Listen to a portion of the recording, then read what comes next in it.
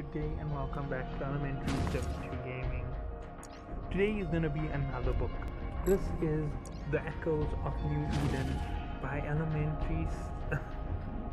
It's going to be narrated by Elementary 72, written by Mohammed Munir. He is an author. You can go and find him on Amazon.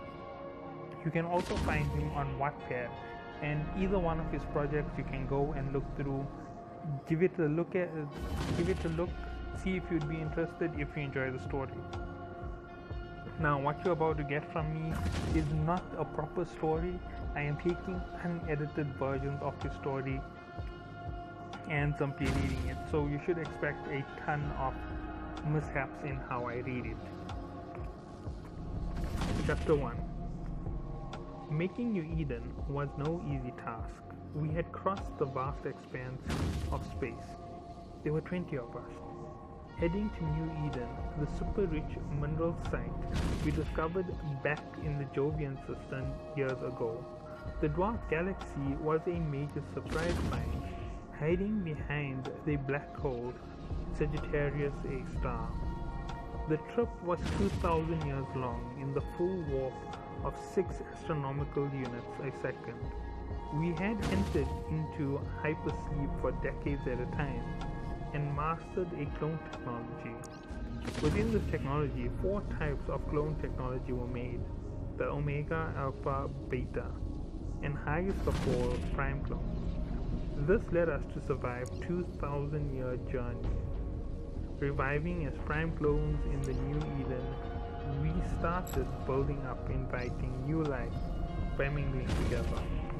After several decades, 4 factions had formed, and a war waged on between them, almost unending. The beautiful Eden was ravaged by war, and the greatest settler vessels were destroyed. The 20 Prime clones vanished after a 1,000-year war, and rumors spread of a peace they had tried to broker, a treaty made between the founders that could end all wars. The 4 leading Omega clones were Elementary 72, Havoc 37, Savat the Mighty, and Rambo. These 4 now ruled over the 4 factions and kept the war going forever. This is the story of the faction leaders and their fight against the rebels, who come from the Jovian system. The Central Caldari Corporation Station stood magnificent in the once terrestrial solar system. Havoc's banners stood out on the station, and the missile turrets on the station were huge. They were the only tech left from the settler vessels in Caldari, and had firepower beyond any vessel, making this the safest system in Caldari space. Every ship in the sector bore the blue Caldari colors, as no other faction could enter. Havoc had set his fleet ready to warp into the outer rim to fight the newcomers from the Jovian system. The newcomers were not following the faction allegiance system and had been helping and working with multiple factions in the outer rim. They had also introduced new vessels that were unusual and hard to fight. The rebels called themselves the Brotherhood of New Eden. The leader of the rebels was unknown, but they had caused the war to die down a lot in the outer rim of New Eden. Havoc had his battleship ready to go. The massive ship was his ace. It housed a full missile system and had shields tough enough to tank a small fleet assault. His missile barrage was the best in its class, and today his fleet was set in the exact same class,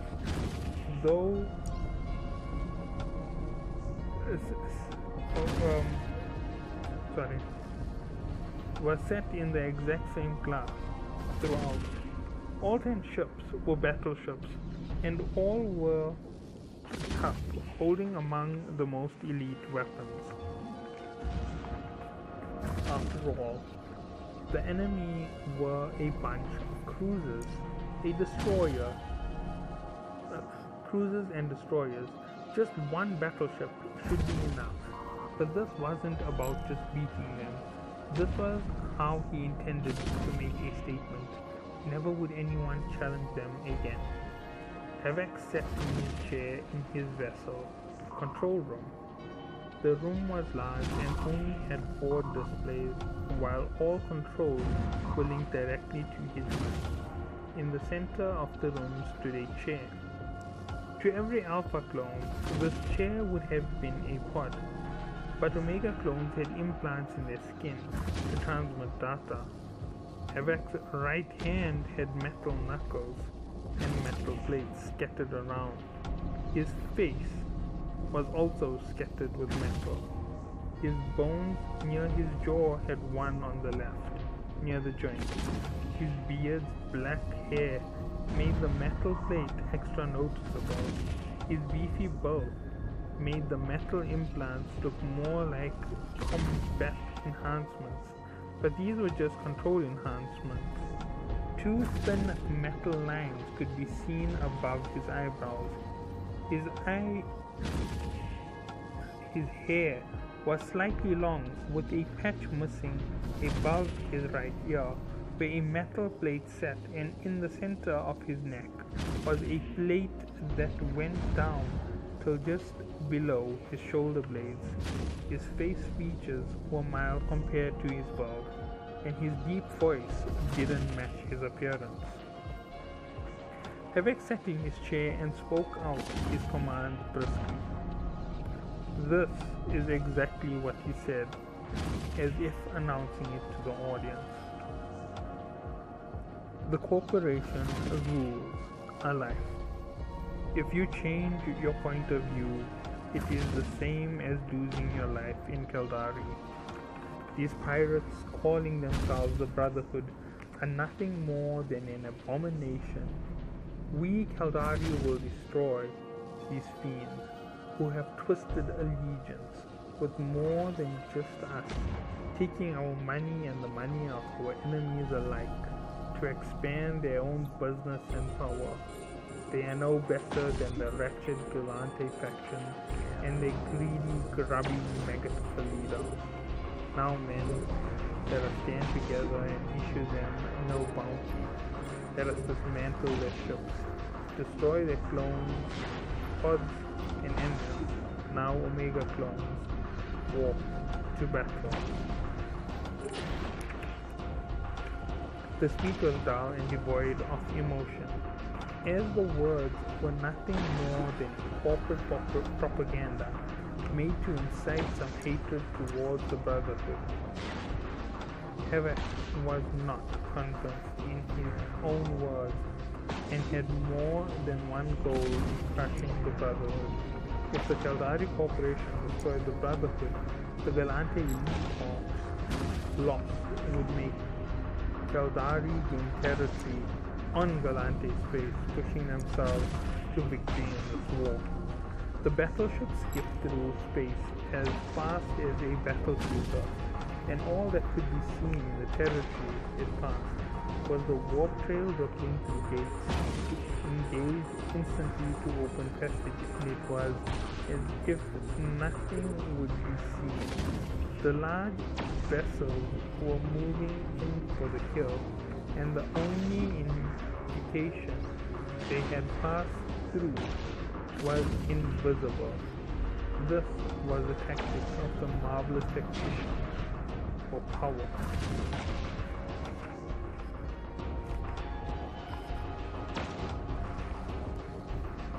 The outer rim was almost empty, and a fleet of 8 vessels orbited each other like a swarm of flies.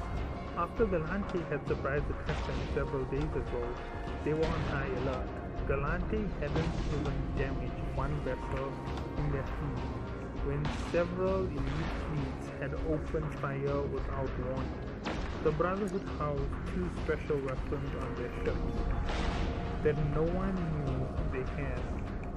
They each housed a damage control computer that instantly changed the shield's frequency to reduce damage. and a war catalyst allowing them to combat a vessel in war. These two advantages made the Brotherhood impossible to stop.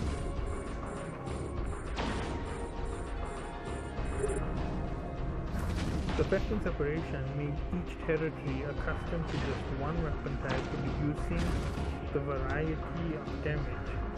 The crucial flaw is what made Galante lose their lead. The battleships had the advantage in power, but their thought was too simple and over-focused. The battle lasted only minutes before the battle lasted only minutes before the fleet attempted to walk away, and in the moment they dropped their shields and were swarmed in swarms, reducing the ships to wreckage.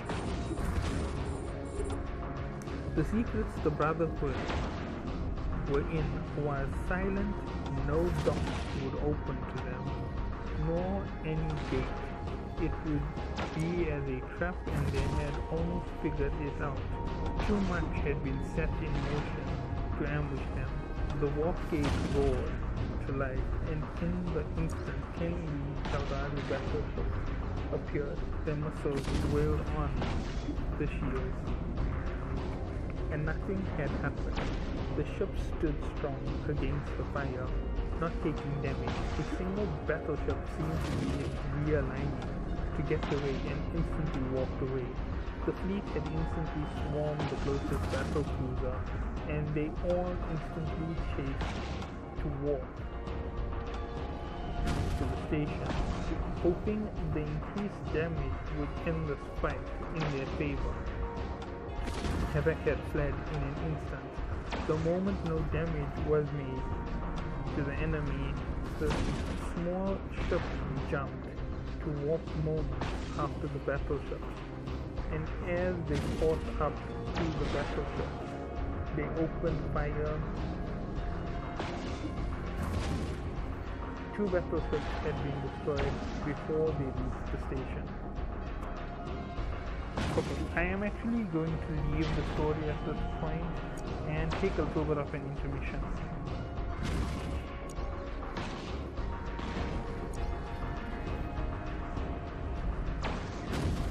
The seven battleships fought for hours, not gaining any ground. The station was destroyed and the battleship had been worn down.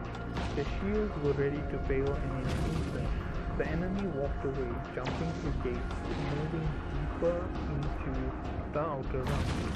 Havoc's last order had been successful. He had ordered his fleet to fall back to the station and hold out for as long as possible.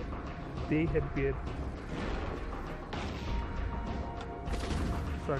outmatched. Havoc was shocked. The settler ship tech had surfaced again. Only the 4 ruling Omega clones held the technology, and even if they used the technology, they couldn't reproduce it or command it as it needed a prime clone to use. The 4 command stations were merely a piece of the settler ship and had been left in automated mode with compatibility to Omega technology.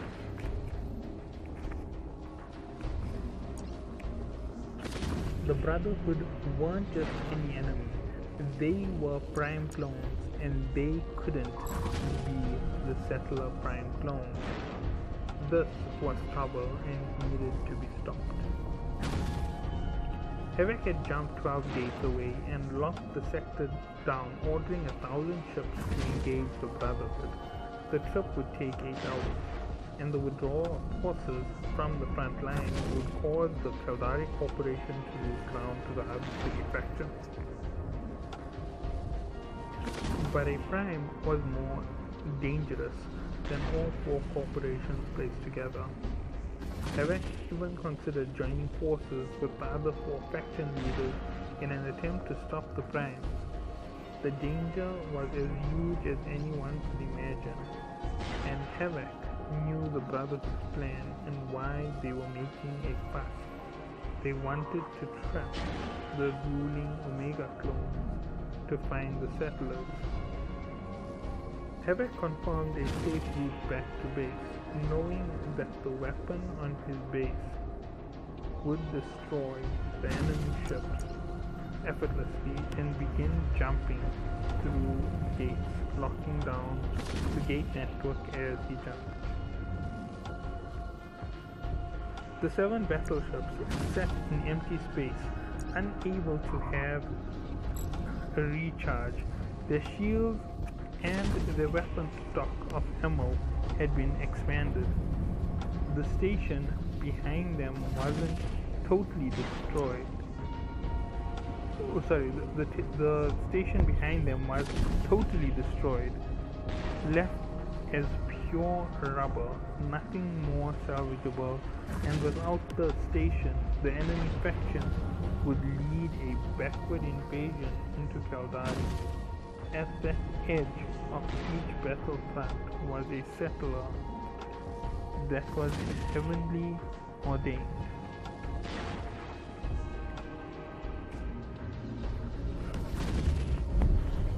Each gate was equal to 5 regular battleships, and elite battleship fleets were the same way to take those gates. Caldari held 5 elite battleship fleets like the other factions and were now the second weakest faction, having lost 2 elite battleships to the station.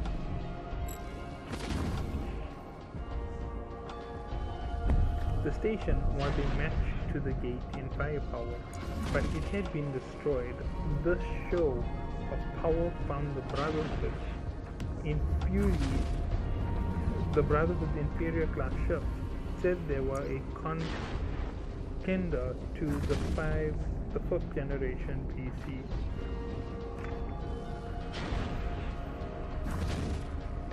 A gate erupted open and Caldari battleships had poured into the sector. Clearly this was Havoc's orders, and nothing was present to be forced. Havoc had sent orders to hold the sector and shut down all gates. While the station was being repaired, the other 4 elite fleets had been set to gate defense to prevent the other factions invading. Worse than what? Ex-Condor had shut down all entities in the Outer Rim, had not even patrolled. The Outer Rim had not even patrolled. Not even patrols could be sent out